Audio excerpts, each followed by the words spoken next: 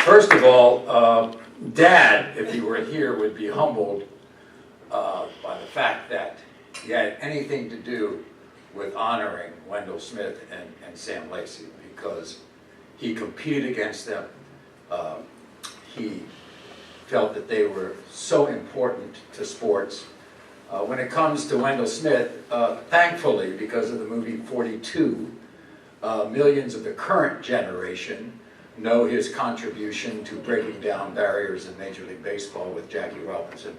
And probably if it wasn't for Wendell, Jackie would not have been the person to integrate baseball in 1947. He wrote for the Pittsburgh Courier. He wrote for the Chicago Herald-American. He was the second African-American to be voted into the Baseball Writers Association of America, which is the important group. Basically, it's the Hall of Fame is the Baseball Writers Association of America. He was the second African-American to be voted into that group, the first being Sam Lacy. And obviously, the two of them together were quite a pair. I personally had many a dealing with Sam, because as a kid, first as a bat boy for the Washington Senators in the late 40s and early 50s, and then later as an assistant to Bob Wolf, the sportscaster and broadcaster for the Washington Senators, I saw Sam at work. Because you have to understand, Sam started at the Baltimore Afro-American in 1944. That was before Baltimore had a baseball team, so if there was baseball to be covered, it had to be in Washington. So I saw Sam. I have great memories of Sam covering Major League Baseball at the time. My father not only competed against Sam, but during World War II, there was a boxing match, an exhibition boxing match at Griffith Stadium in Washington with Joe Louis and Max Baer. And it was raising money for bonds during World War II. And my father was going to ringside to cover the fight, and there's Sam, and there was a bit of a commotion, and my father asked, what's the problem? They said, well, they won't let me in press row. They won't let me at ringside to cover the fight. And my father said, are you kidding me? Come with me, Sam. And it was that night when ringside was integrated in boxing. So Sam and my father were so, I think there was such great respect that if you fast forward to 1973, there's a young kid who wants to be a sports writer. And he climbs the steps of the Baltimore Afro-American. If anybody's been, there were a lot of steps to get inside. And this young man, all of a sudden, meets Sam Lacy. Now, Sam, of course, was the Afro-American, I mean, in terms of sports. And obviously, he had to edit this young man's copy in 1973. And Bill Rhoden cut his teeth at the Afro-American, not only in sports, but like I did in radio, he covered a lot of cop shop. And you really earn your spurs covering cops in a big city. And so Bill learned so much from Sam. And the great thing I read about Bill when he was talking about Sam in his column one time was, it's not that Sam taught him the ropes. Because Sam said, it's not about learning the ropes. It's learning about the barriers and the challenges that you're going to have to experience in order to make it in this business. And that's exactly what Bill Rhoden did. He worked at the New York Times for 35 years, 26 of which he was the person who held down the Sports of the Times column, which was hallowed ground to anybody who wanted to get into sports journalism. It was a must-read every single morning, whether it was Dave Anderson or Arthur Daly or my father's blood brother, Red Smith. And for Bill to have it for 26 years only attested to the kind of writer he was and all of the fights and battles and wars that he took on during those years. He just retired this year. I can't tell you how pleased I am to have the third winner of the Lacy-Smith Award is Bill Rhoden.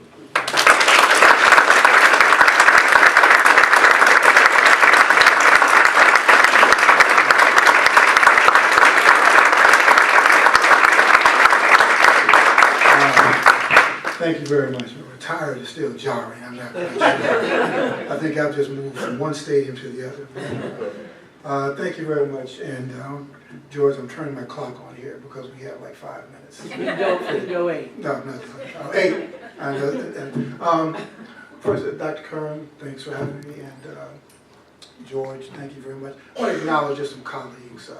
I ran into Kristen Huckshorn, who, speaking of editing, she was the deputy editor when I was at the Times, and we actually had a great relationship, which I don't always have with editors. I think it began with Sam. It's kind of like them and us. They don't teach you in school, right? Them and us, but I can still see Kristen and still like her, really respect her. And of course, my colleague Kevin Blackistone, who I have deep admiration for. We've launched a lot of Molotov cocktails together. And of course, Christine, who I love, we've, done a lot of stuff together, and it's been really great. Joe Brown, we just, saw each other, more sobering circumstances. One thing I want to say is that my heart's broken today, because I'm grieving Gwen Eiffel, who was a great friend. We worked together at the Baltimore Sun. We worked together at the New York Times. Just one of the greatest people. Just superb. And then, of course, last month, there was John Saunders, who was another colleague of mine. We worked together. I've done the ESPN Sports Reporters show for 26 years. And John was like a brother. And then to learn just one day he's there, and you get a call, and he's not. And that was hard, but it happened. I mean, it's life. But the reason I bring that up is not just to bring us down, but just to say that somebody said, a friend of mine said, "Oh wow, I bet Gwen died at 61, and John died at 61." So I bet that was a wake-up call. So no, I've had a wake-up call for a long time, and actually, Sam was one of the first wake-up calls, sort of put a spin on the story. And Sam was my friend. First he was a mentor, then I survived that, and he became a dear friend. I spoke at his funeral. He was like 99 years old. And the story is that he actually had his typewriter in the hospital room, firing the copy. But I went to Morgan down, not a child, probably the only person here is not a terrapin, but I went to Morgan and to play football at Morgan at a time when Morgan actually had a tremendous program. In fact, we always wanted to get Merrill to play us. And they said, wasn't it for us? But the one, I was an English major, and the one journalism class was taught by Frances Murphy. Frances Murphy was a granddaughter of John Murphy II, who founded the Afro.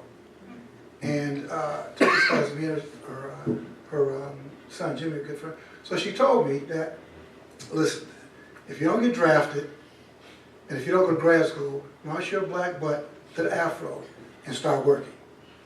And I thought about, so, I didn't get drafted, Joe, and I didn't go to grad school. And so February of '73, I met one of my other mentors, got me a suit of clothes, probably the same jacket, and said, listen, go to the Afro, start for work. So of course, I wanted to be on time, not only on time, I wanted to be early, right? I want to be early, so I'm going to impress them. So I'm going to get there at like 7 o'clock, right? I'm going to get there at 7 o'clock to be early. So I went to the Afro, marched up those steep steps like that, and so I get to the top of the stairs, Sam Lacy's been there since 5. And that was my first lesson. The first lesson is that no matter how hard you think you're working, no matter how early, there's somebody working harder, there's somebody getting earlier. And that was lesson number one without him even saying anything. Because I'm thinking, I'm going to get to the top of the stairs and crawl. And this man, who at the time would be like 6, 7 something, said, oh yeah, no, I've been here since 5 o'clock. Lesson number one. And then over the years, I mean, as you said, I didn't really write. Sam edited the very first sports story I wrote, but really my gig at the Afro was murder, crime, education, the Board of Estimate. I did everything else but sport. When I did a couple sport, Sam edited the piece, and you know, Sam will tell you exactly what he thought of you and what he thought of this. And as I went on, we became really good friends. I mean, the best thing that could ever happen was me to get a call from Sam after I did a sports report show. And he would call. At first I cringed. So, oh God, what is he going to say? And he might say, yeah, you getting hell today. Or, better speak up, speak clearly. But I had so much respect for him. And he would always tell me, you know, Jackie Robinson, Joe Lewis. And by the way, one of my problems with 42 is that Sam played just as instrumental a role in that whole thing. But, you know, the movie's only an hour long. They have to make choices and things happen.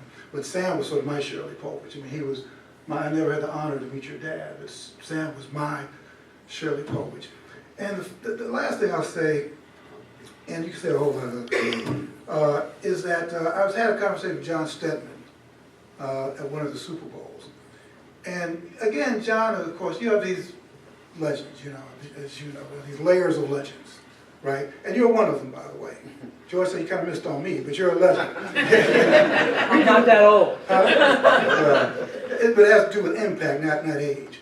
And you, Neil, you know, Neil was my editor, but what you've done, not just here, but to journalism, is incredible. And it's sort of what you're supposed to be doing. As you get to be a certain age, that's the whole role, is now running that third lane and passing it. And that's what you've done, and that's sort of me, that's our whole role in this stuff. But so I was talking to Stedman, no, I should say Stedman, John Stedman, Mr. Stedman, at the Super Bowl. And so we started talking, and of course, you know, he's sort of been kind of following my career, because how the hell did you make it to New York City? Not like that, but it's always wondering, because many are called, few are chosen. You know, so how the hell did you get chosen? So, because I was a jazz critic at the Baltimore Sun, you know, Kevin and I talk about the music. In fact, I was listening to Ghost, just to prepare for this. He'll tell you about Ghost. So he was saying, yeah, you know, Bill, you know, yeah, I do, John, but you know, he said, Sam never really seemed to be happy, you know, when he was covering. So he never really seemed to enjoy all this. And it crystallized exactly my role, because people might say the same thing about me. And I said, you know, when you're fighting battles, the kind of battle, you get to the store, but when you're fighting those kind of battles, just getting in the damn press box, sitting on top of the press box, not getting in, just all these daily assaults on you as a human being, you don't really have the luxury to go and drink beer with the guys, and because you're always fighting for stuff. Even today, I'm in the press box, and they're like, I may be the only black person in the press. 2016, there are places I would go today, and I may be the only black person in the press box.